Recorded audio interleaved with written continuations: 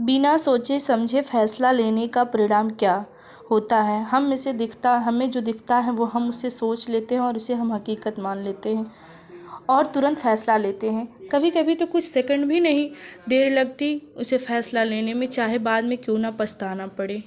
तो आइए इसके एक छोटी सी कहानी के माध्यम से इसे जानते हैं। एक गांव में एक ब्राह्मण अपनी पत्नी के साथ रहता था।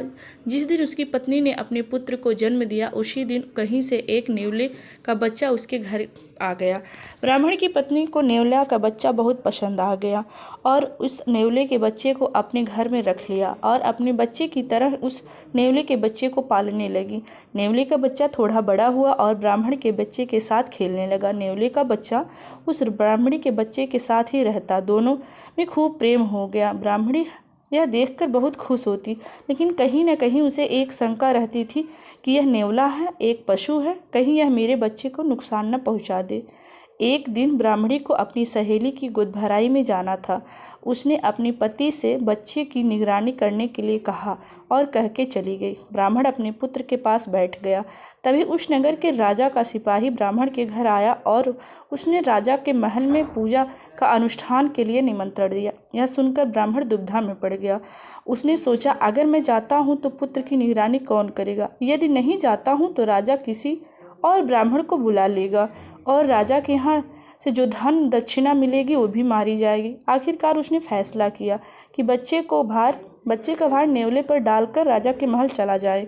ब्राह्मण के जाने के बाद न जाने कहाँ से एक काला सांप घर के पास आ गया और अपना फन उठाए बच्चे की तरफ देखने लगा।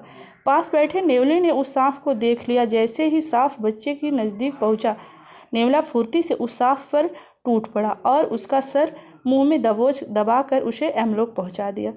संयोगवश उसी समय ब्राह्मण और ब्राह्मणी दोनों ही वापस आ गए। नेवले ने जब दोनों को आता देखा तो ब्राह्मणी के पास आ गया और अपनी स्वामी भक्ति के दिखाने के लिए उछलने कूदने लगा। ब्राह्मणी ने जब देखा कि नेवले के मुंह में खून से सना हुआ है तो वह उसे संदेश हो गया कि जरूर इस दुष्ट ने मेरे बच्चे को खा लिया है, और उसने बिना सोचे समझे दरवाजे के पास रखे डंडे से 2-3 डंडे का प्रहार कर दिया और नेवले को मार डाला। जब ब्राह्मण दौड़कर अपने पुत्र के पास पहुंचे तो उन्हें देखा कि बच्चा तो खुशी खुशी अपने पालने में खेल रहा है और पास में मरा हुआ एक काला सांप पड़ा था। यह देखकर दोनों समझ गए और अपने किए पर पछताने लगे। बिना सोचे समझे फैसला लेने का परिणाम आपको कैसी लगी, कृपया कमेंट के माध्यम से अवश्य बताएं। अगर पसंद आए तो शेयर करें और चैनल पर नए हैं तो सब्सक्राइब करें। Thank you for watching.